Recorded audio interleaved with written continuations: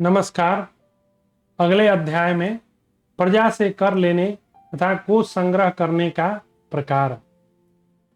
युधिष्ठिर का प्रश्न है, पितामह, राजा पूर्णतः समर्थ हो, उस पर कोई संकट न आया हो, तो भी यदि वह अपने कोष बढ़ाना चाहे तो उसे किस तरह का उपाय काम में लाना चाहिए, मुझे बताइए।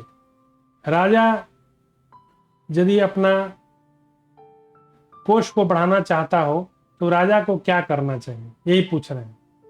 तो जैसे कि किसी भी देश का स्ट्रेंथ आजकल माना जाता है कि फॉरेन रिजर्व करेंसी कितना है, तो हम लोग के देश में अभी लगभग 660 बिलियन फॉरेन रिजर्व करेंसी है खजाने में, यूएस डॉलर। तो इससे माना जाता है कि भारत के पास एक बहुत handsome amount of foreign reserve currency है।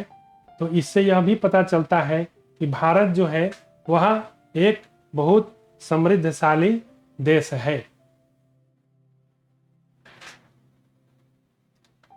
तो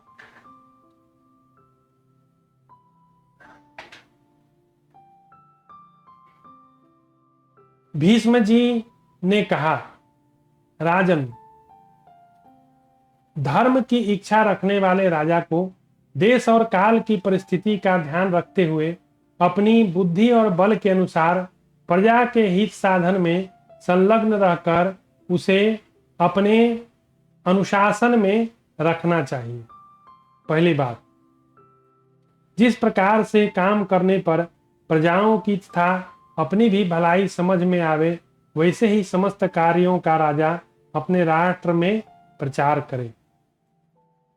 जैसे भौरा धीरे धीरे फूल एवं वृक्ष का रस लेता है, वृक्ष को काटता नहीं, वैसे ही राजा बछड़े को कष्ट न देकर धीरे धीरे गाय दुहता है, उसके थनों को कुचल नहीं डालता। इसी प्रकार राजा कोमलता के साथ ही राष्ट्र रूपी गौ का दोहन करे, उसे कुचले नहीं।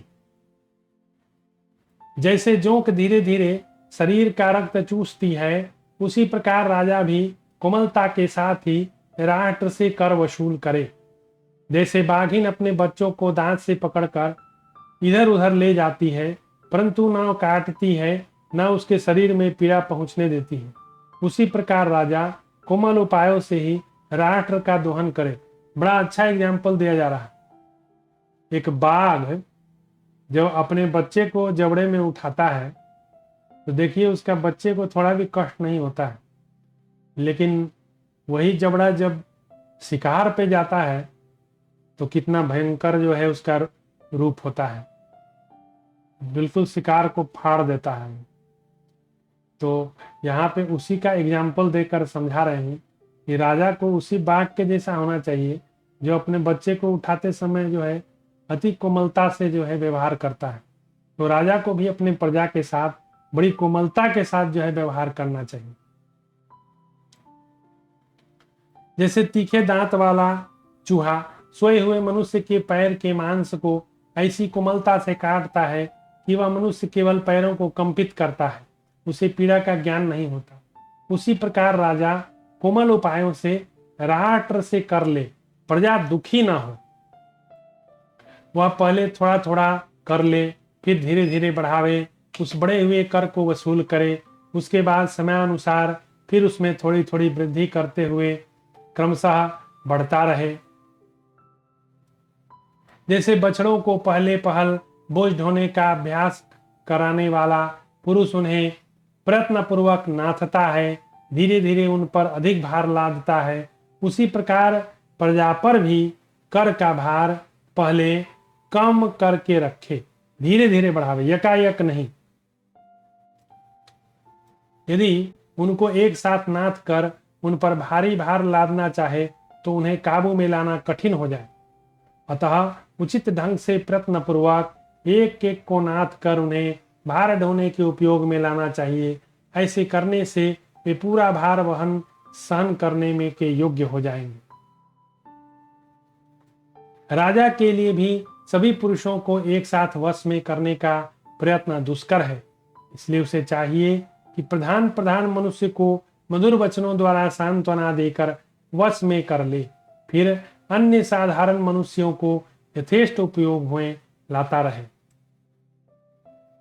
तदनंतर उन परस्पर विचार करने वाले मनुष्यों में भेद डलवाकर राजा सबको सांत्वना प्रदान करता हुआ बिना किसी प्रयत्न के सुखपूर्वक सबका उपभोग करे। राजा को चाहिए कि परिस्थिति और समय के प्रतिकूल प्रजा पर कर का बोझ न डाले, अननेसेसरी जो है टैक्स बर्डन न डाले।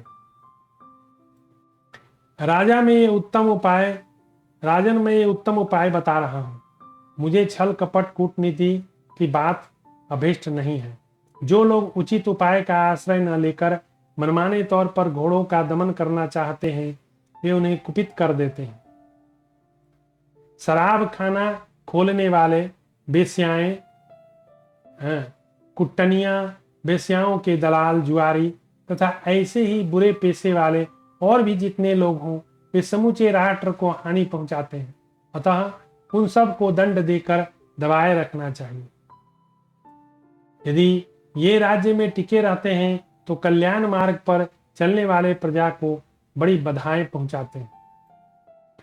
मनु जी ने बहुत पहले समस्त प्राणियों के लिए नियम बना दिया कि आपत्ति काल को छोड़कर अन्य समय में कोई किसी से कुछ न मांगे। यदि ऐसी व्यवस्था न होती तो सब लोग भीख मांग कर ही गुजारा करते। कोई भी यहाँ कर्म नहीं करता। ऐसी दशा में संपूर्ण जगत के लोग निसंदेह नष्ट हो जाते। जो राजा इन सब को नियम के अंदर रखने में समर्थ होकर भी उन्हें काबू नहीं रखता, वह इनके किए हुए पाप का चौथाई भाग स्वयं भोगता है, ऐसा श्रुति कहती है। राजा जैसे प्रजा के पाप का चतुर्थ भोगता है, उसी प्रकार पुण्य का भी चतुर्थांश उसे प्राप्त हो जाता है। जो राजा इन पापियों को नियंत्रण में नहीं रखता, वह स्वयं भी पापाचारी माना जाता है, तथा जो पापियों का दमन करता है वह प्रजा के लिए किए हुए धर्म का चौथाई भाग स्वयं प्राप्त करता है। ऊपर जो मदिरालय, बेसालय आदि बताए गए, उन पर रोक लगा देना चाहिए, क्योंकि इससे काम विषयक आसक्ति बढ़ती है, जो धन वैभव तथा कल्याण का नाश करने वाली है। काम में आसक्त हुआ पुरुष कौन सा ऐसा न करने योग्य काम करता है जिसे छोड़ दे। आपको याद होगा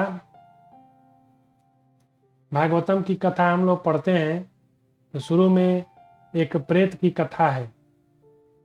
गोकर्ण जी जो थे वे बड़े धर्मात्मा पुरुष थे। उनका एक भाई था, वो बड़ा दुष्ट था। तो वह जो है वेश्याओं के चक्कर में पड़ के अपना घर का बहुत सारा धन लुटा दिया है। और उन्हीं वेश्याओं ने जब वो धन देना बंद किया तो उसी के आंगन में उसको मार के और उसको गाड़ दिया। उसका नाम मुझे याद नहीं आ रहा है। उसका नाम जो है कुछ था, मुझे याद नहीं आ रहा है। तो बड़ा कर्कश सा नाम था। तो वो गोकर्ण जी तीर्थ यात्रा में गए थे। जब गोकर्ण जी वापस आए तो वे उसी घर के आंगन में सोए थे। तो रात को उनका वही भाई जो प्रेत बना हुआ था, वो कभी भेड़ा बन जाए, कभी गधा बन जाए, कभी सुअर बन जाए, कभी हाथी बन जाए, तरह तरह से जो है रूप बदल बदल के गोकर्ण जी को जो है परेशान करने लगे। तो गोकर्ण जी जो है बोले, आखिर तू कौन है, तू चाहता क्या है? तब वो सारी कथा बताया कि मैं आप ही का भाई हूँ और मैं जो है पाप कर्म में लिप्त हो गया, वेश्याओं के चक्कर में पड़ गया और उन्हीं वेश्याओं ने जो है मार के इसी घर में गाड़ दिया। तो गोकर्ण जी ने कहा कि ठीक है, क्या किया जाए? तो उस प्रेत ने ही कहा, आप मेरे लिए भागवतम की कथा सुनाओ, भागवतम की कथा कराओ, जिसको सुनकर मैं जो है मुक्त हो जाऊंगा। तो गोकर्ण जी ने जो है भागवतम की कथा जो है करवाया। और प्रेत जो है हवा रूप होते हैं, तो उनको कहीं छुपने का जगह नहीं मिलता था। तो प्रेत क्या किया, एक बांस था, वो बांस में जो छेद रहता है उसमें जाके छुप गया और वहीं से कथा सुनने लगा। एक एक 12 अध्याय है, एक एक अध्याय जो कैंटोज है, सर्ग है, समाप्त होता था तो उस बांस में 12 गांठ था, तो गांठ फटते जाता था। इसी से लोगों को समझ आ गया कि जैसे जैसे पूरा बांस नष्ट हो गया तो वो गोकर्ण जी का जो भाई है वो मुक्त हो गया। तो यहाँ तो पितामह बता रहे हैं, कोई मदिरालय हो, वेश्यालय हो, उसको बंद करा दो, क्योंकि काम में आसक्त हुआ मनुष्य जो है उसकी वृद्धि नहीं होती, उसका पूरा इंद्रियां जो है विकृत हो जाती हैं। तो आसक्ति के वशीभूत हुआ मानव मांस खाता, मदिरा पीता, परधन पर स्त्री का अपहरण करता है, साथ ही दूसरे को भी यही सब करने का उपदेश करता है। करता क्या है, मांस खाएगा, मदिरा पिएगा, दूसरे का धन चुराएगा, दूसरे की स्त्री पर निगाह रखेगा, यही सब करता है। जिन लोगों के पास कुछ भी संग्रह नहीं, वे यदि आपत्ति के समय ही याचना करें तो उन्हें धर्म समझकर दया करके ही देना चाहिए, किसी भय या दबाव में पड़कर नहीं। तुम्हारे राज्य में भिखमंगे लुटेरे ना हो, क्योंकि ये प्रजा के धन को केवल छीनने वाले हैं, इनमें ऐश्वर्य को बढ़ाने वाले नहीं। जो सब प्राणियों पर दया करते हैं, प्रजा की उन्नति में योग देते हैं, वे तुम्हारे राष्ट्र में निवास करें। जो लोग प्राणियों का विनाश करने वाले हैं वे न रहें। हाँ, मुझे याद आ गया, गोकर्ण जी के भाई का नाम था धुंधुकारी। वो धुंधुकारी जो है वो बेश्या के चक्कर में पड़ गया था। महाराज, जो राज कर्मचारी उचित से अधिक कर वसूल करते या कराते हो, वे तुम्हारे हाथ से दंड पाने के योग्य हैं, उन्हें दंडित कीजिए। खेती, गोरक्षा, वाणिज्य, इस तरह के व्यवसायियों को जो जिस कर्म को करने में कुशल हो तद अनुसार अधिक आदमियों के द्वारा संपन्न कराना चाहिए। मनुष्य यदि कृषि, गोरक्षा, वाणिज्य आरंभ कर दे, चारों ओर लुटेरों के आक्रमण से कुछ कुछ प्राण संशय की सी स्थिति हो जाए तो इससे राज्य की बड़ी निंदा होती। राजा को चाहिए वह देश के सभी धनी व्यक्तियों का सदा भोजन, वस्त्र, अन्नपान आदि के द्वारा सत्कार करे और उनसे विनय पूर्वक कहे, आप लोग मेरे सहित मेरी इन प्रजाओं पर कृपा दृष्टि रखें। बिजनेसमैन लोग जो हैं, क्योंकि वो सरकार को बहुत सारा अनुदान दे सकते हैं। धनी लोग राष्ट्र के मुख्य अंग है। धनवान पुरुष समस्त प्राणियों में प्रधान होता है। विद्वान, सूरवीर, धनी, धर्मनिष्ठ, स्वामी, तपस्वी, सत्यवादी, बुद्धिमान मनुष्य ही प्रजा की रक्षा करता है। अतः भोपाल, तुम समस्त प्राणियों में प्रेम रखो, सत्य, सरलता, क्रोधहीनता, दयालुता आदि सत्कर्मों का पालन करो। नरेश्वर, ऐसा करने से तुम्हें दंड धारण की शक्ति, खजाना, मित्र, राज्य की प्राप्ति होगी। तुम सत्य और सरलता में तत्पर रहकर मित्र कोष और बल से संपन्न हो जाओ। बहुत अच्छी अच्छी बातें बताएं। अब राजा के क्या कर्तव्य हैं वो अगले अध्याय में हम लोग देखेंगे। तो अभी के लिए जो है हम यहीं पे कथा को रोकते हैं।